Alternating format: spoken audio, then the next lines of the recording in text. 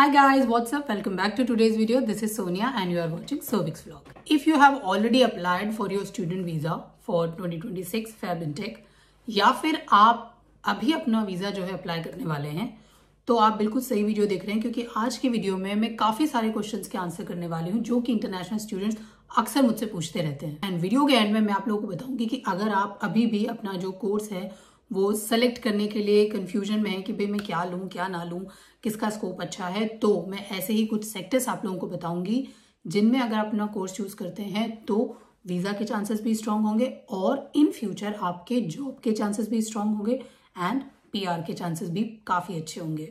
So basically आज की video में हम 3 मेन पॉइंट्स है जो डिस्कस करेंगे। फर्स्ट ये कि अभी करंट सिचुएशंस क्या चल रही है वीजा की, स्टूडेंट वीजा की, एंड सेकेंड ये कि रीजन क्या है वीजा डिले या वीजा रिजेक्शन का, और थर्ड ये कि अगर आपका जो वीजा है वो रिफ्यूज हो जाता है तो उस केस में आप क्या कर सकते हैं। सो गाइस डिस्कस करते हैं फर्स्ट पॉइंट की करंट सिचुएशन क्या चल रही है स्टूडेंट वीजास की। तो देखिए अभी जो स्टूडेंट वीजा की सिचुएशन है लास्ट टू लास्ट वीक तक तो ठीक चल रही थी, मतलब ये कि लोगों को काफी अच्छे रिजल्ट्स मिल रहे थे, लोगों को वीजा ग्रांट भी हो रहे थे। बट अभी लास्ट वीक क्या हुआ है ना कि काफी ज्यादा जो है वीजा रिफ्यूज हुए हैं। रीजन हम डिस्कस करेंगे आगे। और इस वक्त जो है डिपार्टमेंट के पास बहुत ज्यादा लोडिंग है। इस टाइम पर बहुत सारी वीजा एप्लीकेशन पेंडिंग पड़ी हुई हैं और बहुत सारी न्यू वीजा एप्लीकेशन हो रही हैं। बिकॉज देखिए ऑस्ट्रेलिया का जो ये फैब इंटेक होता है, this is one of the major intake. 2 intake होते हैं, फैब और जुलाई। तो ये जो पहला इंटेक है फैब इंटेक, ये बहुत बड़ा इंटेक होता है और इसलिए मोस्टली स्टूडेंट्स ट्राई करते हैं कि भाई वो फैब इंटेक में ही जो है अपनी एप्लीकेशन डाले। बिकॉज क्या है ना, देखिए सारी ही यूनिवर्सिटीज में कोर्सेज अवेलेबल होते हैं और इनफैक्ट जो कोर्सेज हैं उनका जो सिलेक्शन है उसके भी आपको काफी ज्यादा वैरायटी मिलती है। मतलब हर तरह का कोर्स जो है वो ओपन होता है इस टाइम पर, यानी आप कोई सा भी कोर्स चूज करते हो।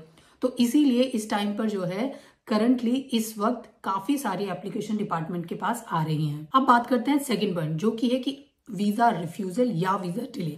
तो पहले डिले को समझ लेते हैं। देखिए पहली चीज मैं आपको बता दूं कि अगर आपका जो वीजा है वो डिले हो रहा है तो डिले को आप रिफ्यूजल से कनेक्ट मत कीजिए। ऐसा नहीं है कि अगर वीजा डिले हुआ है तो आप उसको सीधा सीधा ये ले लें कि भाई डिले हो गया है, वीजा नहीं आया है तो हो सकता है मेरा जो वीजा है वो कैंसिल ही हो जाए या मुझे वीजा मिले ही ना। देखिए डिले जो है that is related to number of the applications की कितनी एप्लीकेशन आ रही है, जो कि मैंने फर्स्ट पॉइंट में आपको बताया कि इस वक्त डिपार्टमेंट के पास बहुत ज्यादा लोड है।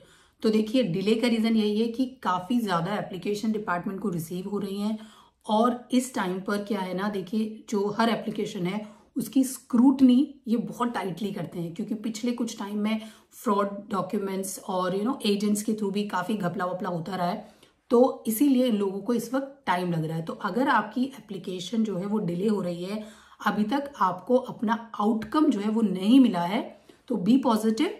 अगर आपके सारे डॉक्यूमेंट सही हैं तो भी आप लोगों को आपका जो वीजा है वो मिल जाएगा। अब बात कर लेते हैं वीजा रिफ्यूजल का। तो जैसा कि मैंने बताया कि अभी पिछले वीक में बहुत वीजा रिफ्यूजल्स स्टूडेंट्स को मिले हैं, तो इसका एक बहुत बड़ा जो रीजन अभी आइडेंटिफाई हुआ है वो बताती हूँ कि आपने कुछ टाइम पहले न्यूज सुनी होगी ना कि इंडिया का जो रिस्क लेवल है वो अब लेवल 2 हो गया है। पहले इंडिया लेवल 3 में थी, अब लेवल 2 हो गया है। तो इसको लोगों ने क्या समझा है कि लेवल 2 में अब इंडिया आ गई है तो उन्हें फाइनेंशियल डॉक्यूमेंट की जरूरत नहीं है, आइल्स के स्कोर कार्ड की जरूरत नहीं है।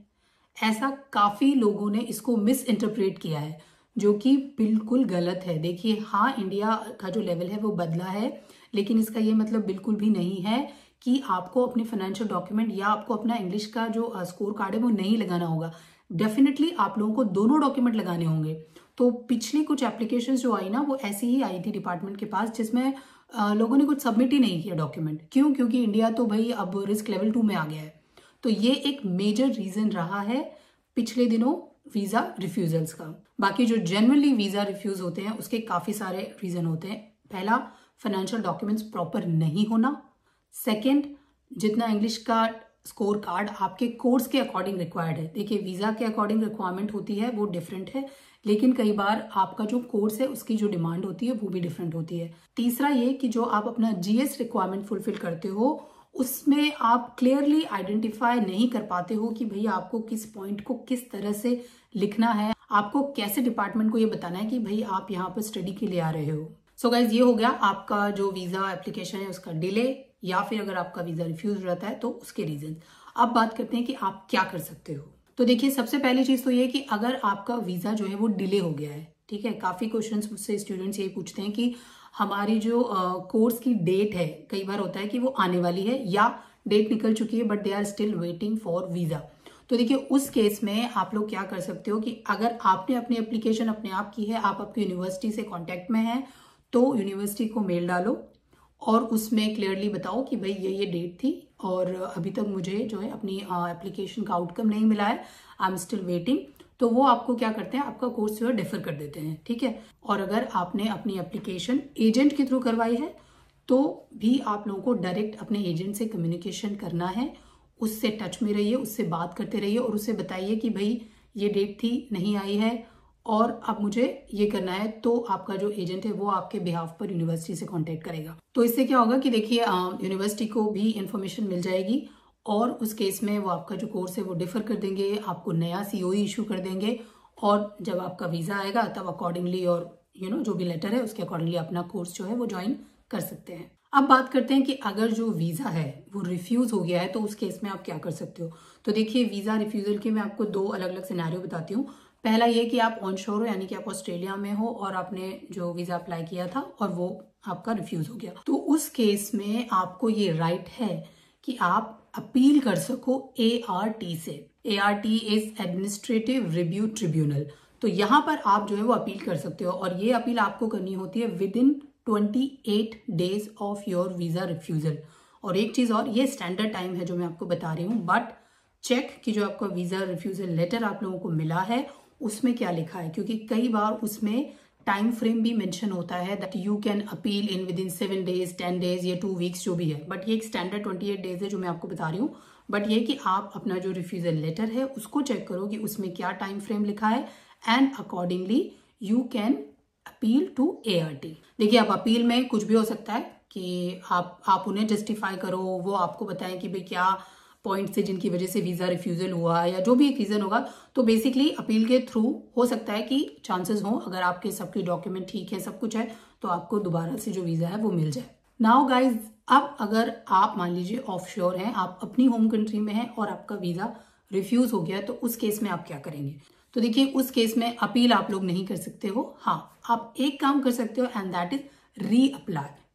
आप दोबारा से वीजा अप्लाई कर सकते हो, बट वेट, आपको री अप्लाई इमीडिएटली नहीं करना है। ऐसा नहीं है कि भाई रिफ्यूज हो गया है और तो मैं क्विकली से अप्लाई कर देता हूँ या कर देती हूँ। आपको वेट करना है, आपको अपने डॉक्यूमेंट्स को एनालाइज करना है, आपको देखना है कि भाई कहाँ क्या गड़बड़ हो गई जो मेरा वीजा जो है वो रिफ्यूज हो गया। क्या आपके फाइनेंशियल डॉक्यूमेंट प्रॉपर नहीं थे, या आपने इंग्लिश की रिक्वायरमेंट को ठीक से चेक नहीं किया है, या फिर आपके GS में कहीं कुछ कमी थी। तो आपको ये सारी चीजें एनालाइज करनी है पहले, उसके बाद आपको अपनी एप्लीकेशन करनी है, ना कि बस ये कि रिफ्यूज हो गया और क्विकली से दोबारा से एप्लीकेशन डाल दो। अगर इतनी जल्दबाजी में करोगे तो फिर से आपको रिफ्यूजल ही मिलेगा। तो गाइस, जब आप अपने डॉक्यूमेंट्स वेरीफाई कर रहे हो ना, तो आप लोगों को देखिए डॉक्यूमेंट तो ये चेक करो सबसे पहले कि भाई सारे डॉक्यूमेंट लगाए थे या नहीं लगाए थे, कोई एजुकेशन वाला डॉक्यूमेंट तो मिस नहीं हो गया, या हेल्थ चेकअप या पुलिस क्लियरेंस, मान लीजिए कैरेक्टर सर्टिफिकेट भी ये लोग मांगते हैं, वो तो कहीं मिस नहीं हो गया। और फाइनेंशियल रिक्वायरमेंट जो मैं बोल रही हूँ, तो देखिए अभी आपको पता है कि जो फाइनेंशियल रिक्वायरमेंट है वो चेंज हुई थी, यानी कि अब आप लोगों को जो 1 ईयर का लिविंग एक्सपेंस है वो दिखाना होता है and that is $29,710 Australian dollar. तो ये 1 साल का आपको ये दिखाना होता है। आपका एयर फेयर आप लोगों को शो करना होता है, आपको हेल्थ इंश्योरेंस लेना होता है, और जब आप अपना फाइनेंशियल डॉक्यूमेंट्स लगाते हैं तो आपको वो भी प्रॉपर लगाने होते हैं, यानी कि जो भी इनकम टैक्स से रिलेटेड है, टैक्स रिटर्न वाले डॉक्यूमेंट्स, वो सब आपको लगाने होते हैं। तो ये आप लोगों को वेरीफाई करना है कि भाई उसमें जो फाइनेंशियल से रिलेटेड डॉक्यूमेंट है कहीं उसमें तो मैंने कुछ मिस नहीं कर दिया। सेकंड, आपको चेक करना है आपकी इंग्लिश रिक्वायरमेंट। तो आपको देखना है कि भाई आपका, देखिए वैसे स्टूडेंट वीजा के लिए 6 चाहिए IELTS की अगर मैं बात करूं, but it's depend upon your course. अगर आप एजुकेशन वाले कोई कोर्स करें, टीचिंग का कोर्स में मान लीजिए इनरोल हुए हैं या नर्सिंग के कोर्स में इनरोल हुए हैं, तो वहां पर कभी कभी किसी किसी यूनिवर्सिटीज की रिक्वायरमेंट 7 भी होती है। तो that you have to check कि ऐसा तो नहीं है कि भाई रिक्वायरमेंट 7 थी और मैंने 6 वाला स्कोर कार्ड लगा दिया है। तो ये आपको वेरीफाई करना है। And then third most important thing जो मैं बोल रही हूँ that is your GS requirement, उसको आपको चेक करना है।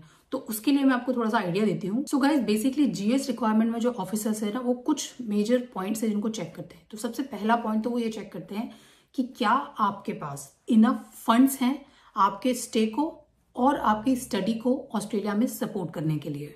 दूसरा, आपके जीएस रिक्वायरमेंट में वो चेक करते हैं कि भाई आप जो ऑस्ट्रेलिया आ रहे हो वो जेन्युइनली स्टडी के पर्पज से आ रहे हो या आप काम करने के लिए यहाँ पर ऑस्ट्रेलिया आ रहे हो। एंड तीसरा, वो ये चेक करते हैं कि आपने जो कोर्स है पर्टिकुलर वो क्यों चूज किया है। क्या आपका ये कोर्स आपकी प्रीवियस स्टडी या आपके वर्क से रिलेटेड है। एंड गाइस, फोर्थ, वो ये चेक करते हैं कि आपका कोर्स इन फ्यूचर आपको कहाँ ले जाने वाला है, यानी कि किस टाइप की जॉब जो है वो आपको इस कोर्स के बाद में मिलने वाली है। और ये कि अगर आप भी ऑस्ट्रेलिया में जॉब करना चाहते हैं तो जो आप कोर्स कर रहे हैं वो क्या ऑस्ट्रेलिया में उस स्किल की डिमांड है। तो ये कुछ मेजर चीजें हैं देखिए जो आपके जीएस में वो लोग चेक करते हैं। तो जब आप अपना जीएस रिक्वायरमेंट फुलफिल करते हो तो मेक श्योर कि आप इन चारों बातों का अच्छे से ध्यान रखें और अपना जो जीएस है उसको दोबारा लिख लें जब आप रीअप्लाई करते हो। सो गाइस, तीनों पॉइंट हमारे कवर हो गए कि करंट सिचुएशन क्या चल रही है, आपके जो वीजा है उसके डिले का क्या रीजन है या उसके रिजेक्शन का क्या रीजन है, और तीसरा कि भाई आप दोनों सिचुएशन में क्या कर सकते हो। अब आपको बता देती हूँ वीजा प्रोसेसिंग टाइम के बारे में। तो देखिए, स्टूडेंट वीजा प्रोसेसिंग टाइम जो है वो अगर स्टैंडर्ड बात करें तो 3 वीक से 3 महीने तक का है। ठीक है, डिपेंड करता है देखिए कि आपने किस यूनिवर्सिटी में अप्लाई किया है, उस यूनिवर्सिटी में कितनी सीटें भर गई हैं, क्योंकि क्या है जो वीजा प्रोसेसिंग हो रही है वो भी मिनिस्ट्रियल डायरेक्शन 111 के अकॉर्डिंग ही हो रही है। तो उसमें यही है कि भाई यूनिवर्सिटीज की अगर 80% अलोकेशन जो है हो गया है तो वीजा स्टैंडर्ड तरीके से ट्रीट होगा, और अगर जिस यूनिवर्सिटी में आपने अप्लाई किया है उसका 80% अभी थ्रेशोल्ड रीच नहीं हुआ है तो आपकी जो वीजा प्रोसेसिंग है वो फास्ट होगी। तो अब बात कर लेते हैं उस लास्ट टिप के बारे में। सो गाइज, अगर आप अभी सोच रहे हो कि मैं कौन सा कोर्स लूं, कंफ्यूज हो कि भाई 2026 के लिए मुझे अभी अप्लाई करना है, तो देखिए कुछ सेक्टर हैं जो यहाँ पर इस वक्त बहुत डिमांड में हैं और उससे रिलेटेड जो स्किल्स हैं उनकी यहाँ बहुत शॉर्टेज भी है। तो सबसे पहला आ गया एजुकेशन सेक्टर। टीचर्स की यहाँ पे बहुत डिमांड है, स्पेशली सेकेंडरी टीचर। तो आप भाई बैचलर या मास्टर्स जो है वो टीचिंग में चूज कर सकते हो। सेकेंड है health care sector. Health care में तो डॉक्टर, नर्स, फिजियोथेरेपिस्ट सबकी डिमांड है। तो आप जो भी आपको सूट करता है आप वो कोर्स जो है हेल्थ केयर सेक्टर का चूज कर सकते हो। थर्ड है यहाँ पर कंस्ट्रक्शन सेक्टर। ऑस्ट्रेलिया में इस वक्त कंस्ट्रक्शन बूम पर है। हाउसिंग की प्रॉब्लम आप सुनते ही रहे होंगे, ठीक है। तो हाउस तो खैर यहाँ बन ही रहे हैं, हर जगह बन रहे हैं, और भी काफी ज्यादा कंस्ट्रक्शन जो है वो यहाँ पर चल रहा है। तो कंस्ट्रक्शन से रिलेटेड कोई सा भी कोर्स आप चूज कर सकते हो, उसमें भी आपका जो फ्यूचर है वो ऑस्ट्रेलिया में ब्राइट ही होगा। So that's all for today's video guys. फिर से मिलूंगी आपसे एक नई इन्फॉर्मेशन के साथ। तब तक bye bye and take care. और यस, अगर आपके कोई डाउट है तो कमेंट बॉक्स में आप लिख करके पूछ सकते हैं, और you can connect with me on Instagram.